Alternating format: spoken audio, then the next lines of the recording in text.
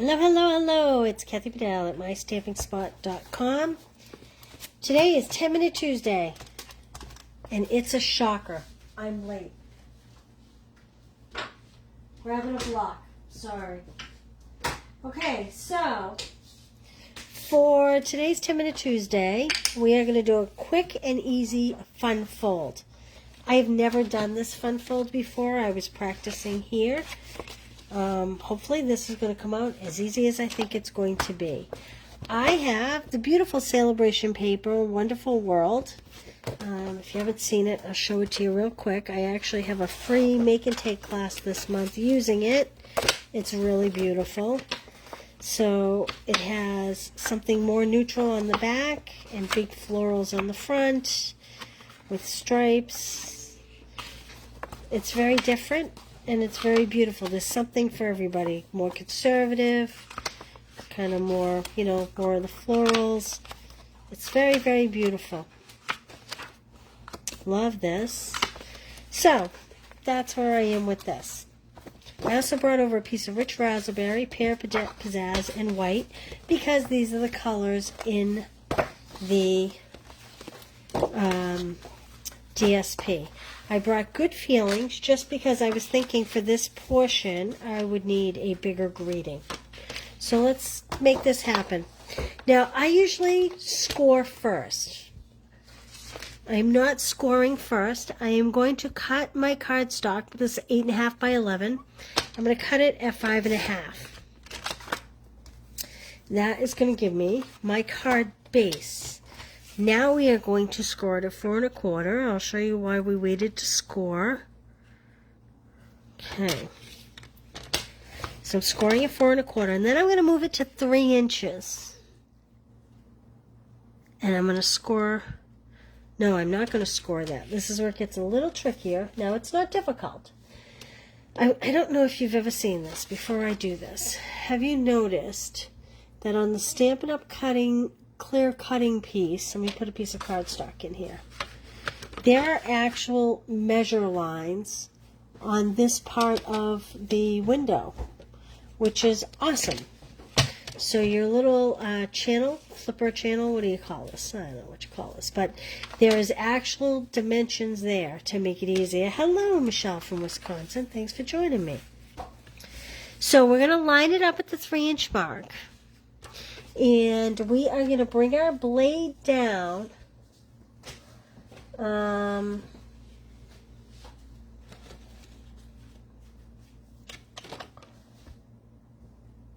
3 inches. So this is my 3-inch mark.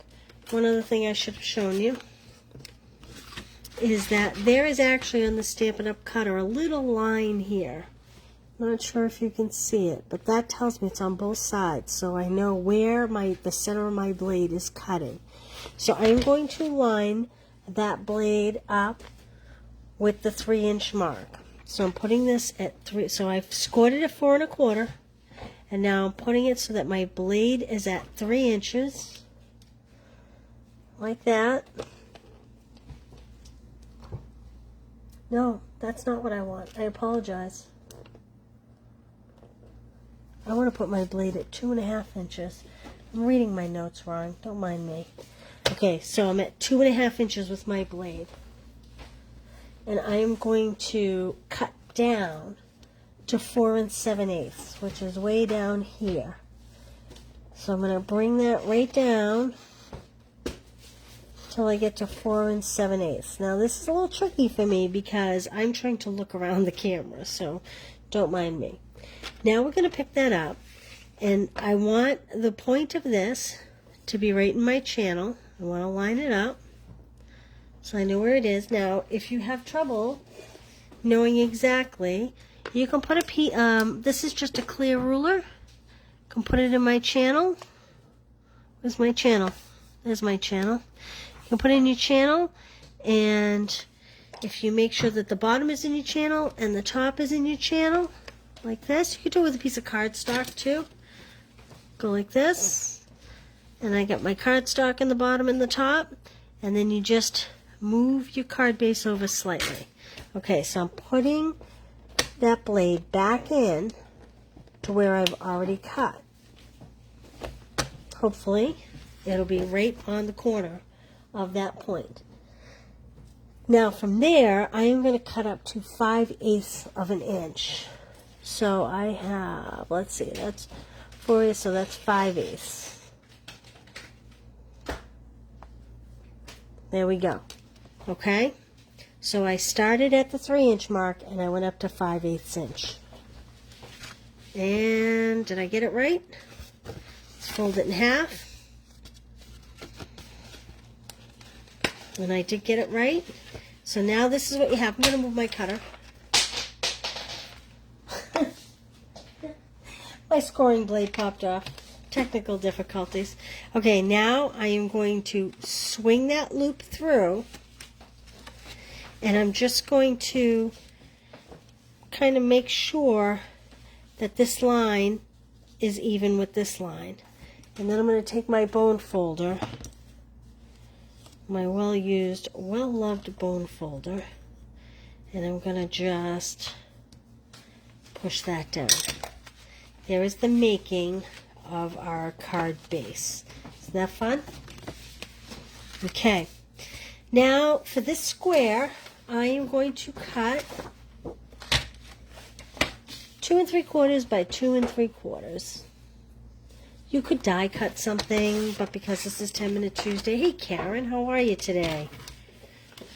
Boy, people from all over the middle of the country here today. 2 3/4 by 2 3/4, and I am hoping that one of these stamps will fit here. Alright, I'm actually going to mount this, I think. Yep, I'm going to do that. So because this is 2 3/4, I am going to go 2 7/8 because I think it'll fit by 2 7/8. So this again is the rich raspberry color. Did you hear my blade pop off again? Hey Lynn from New Hampshire. Where are you located, Lynn? How far? I'm in southern New Hampshire. Okay. So I find it easier to try to mount it this way, like this, with my card base open, rather than trying to do it on the fold. But you do you. First thing I want to make sure is, first of all, I'm going to use that beautiful rich raspberry ink.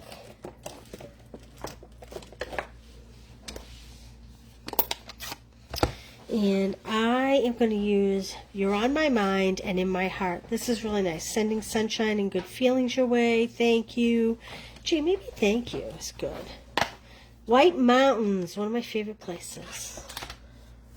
One of my favorite places. Years and years. We stayed in Jackson, New Hampshire. Kids were little. We did the whole Storyland thing. We did the whole Clark's Trading Post. You know, this Here in My Heart and In My Mind is a little bit big. I think I'm going to do the thank you. And, hey, Joelle, yes. You would give me some of that bling that I was working with earlier, would you? That in color bling? Okay, so I'm doing the thank you. Now, let's hope I get this straight. Here's how I'm looking at it. I'm looking at the thanks, and I'm trying to line that up with the top of my block so that I can imagine that that's where it's going. Not the straightest, but I'm going to deal with it. Mary, how are you? Thanks for joining me. Okay, so, of course I have not one adhesive on this table. However, I have some on a table right behind me where I was working. I'm going to throw a little adhesive on this corner piece. And because this is so dark, I'm putting this behind it just so I can see where I'm putting this, because my base is so dark. Sometimes my eyes aren't the best. They're getting old, so sometimes I need the strong contrast. Now, like I said, you can mount this here. I prefer to open it up. I'm going to add some adhesive. like this. And I'm just going to center it. Now, I'm going to primarily center it here on these two sides. And then, hopefully, that's going to center it on my cutout pieces if I've done it right. Cross your fingers. Looks pretty good. What do you think? Pretty cute, right? Toasty. Yeah, a lot of the country's toasty, Mary. We're 90 today and humid, but I know you guys have it pretty bad. All right, now, I thought I would try something tricky. Tricky. So, let's see what paper we like under this. I don't know if I like that as much. Definitely not that. That's too big. That's kind of busy, but not bad. Ooh, I do like that just because it's lighter. So I'm going to do this paper. Well, wait a minute. Actually, before I say that, let's see what this looks like. Nope, too dark for that green. Too kind of all over the place. So I think I'll go back to this one here. This really pastel-y. Now, my normal next layer here would be 4 by 5 1/4. Now, I didn't practice this. I don't know that this is going to work. We're going to find out together. So 4 by 5 1/4 would be the normal next layer. This is the first time I've ever done this fold. So we're working this together. So what I want to do is I want to cut out, where's my ruler? I need my ruler. What do I do with my ruler? I just had it. Oh, here it is. So I want to cut about 1 inch to 3 inches. So, again, I'm going to use the score lines on this side, I believe. Well, let's see. So I'm going to start at 3 inches, which is right here on this ruler. So I am at the 1 inch mark on this side and the 3 inch mark on this side. Now, why am I at the 3 inch mark here? Because this original cut was 3 inches down. I may need to go a little deeper, but we'll find out in a minute. Now I'm going to turn it, and I'm going to cut right down to that 3 inch mark. This is a very messy way to do this. I'm sorry. It's because I didn't pre-plan this. This is just the way it's coming out. So I'm going to start here at my 3 inch mark and go up. Oh, look at that. Yay, it worked. I wasn't certain it was going to work. Okay, let's do this. Let's add some adhesive, and then we'll try to center it on that panel. Not bad for a first try. Perhaps my measurements could be a speck better, but I'm going to be happy with it because it didn't wind up really messy. Oh, look at, okay. So now I have my folds. So we can do one or two things. We can cut the diagonal here because it's going to be under the flap, or I am going to take my bone folder and kind of just recrease that fold. There we go. Okay, like that. What do you think so far? Now here's the real question. Do we want something up here behind it? No, I don't think so. I think I'm just going to do a card layer of white back there. I have some scrap here. Hopefully this is wide enough. So I want to do 4 inches, which is just about what that was, by 5 1/4. Joelle, you would be kind enough to give me the celebration stamp set that goes with this. It is called, it's going to be in the middle block there. It's called Wonderful World or Wonderful. It's in the middle block, second one down, middle. It's just a floral.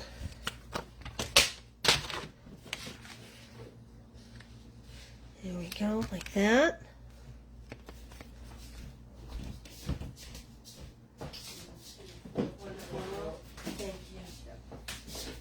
Okay, so this has the little rose pattern that is in here.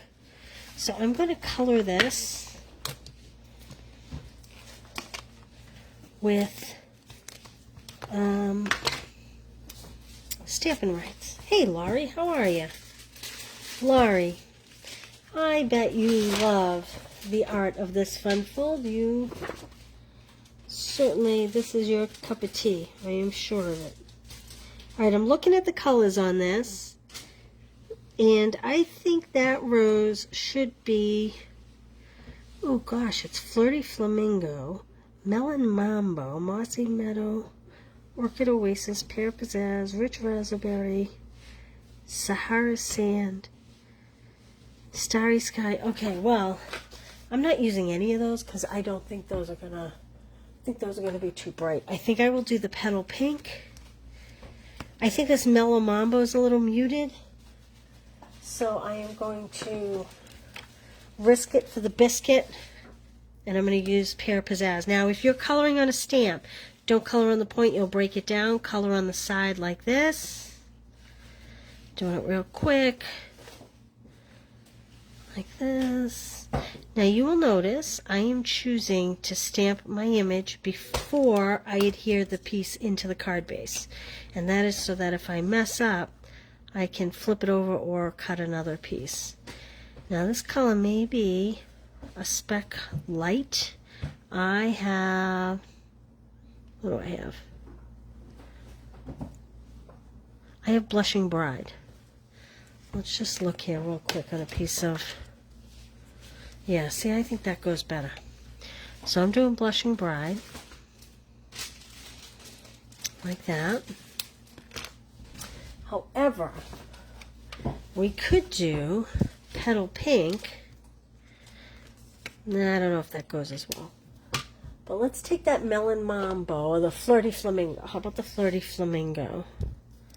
See, that's really bright for inside the card, but watch what I'm going to do. This is called thumping.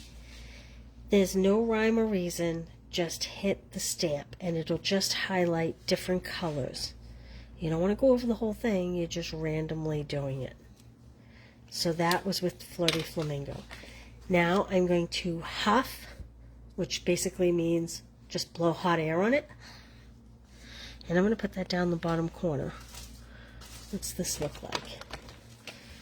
So I'm going to have the stem be straight down. Like that. There we go. Look, do you see what happened when we thumped with the marker? Look how three-dimensional that looks. Isn't that great? And you saw I took no rhyme or reason to how I added that darker Flirty Flamingo to that color. It's an awesome little technique to give yourself a little bit of extra dimension. Okay, I'm going to put this on the inside.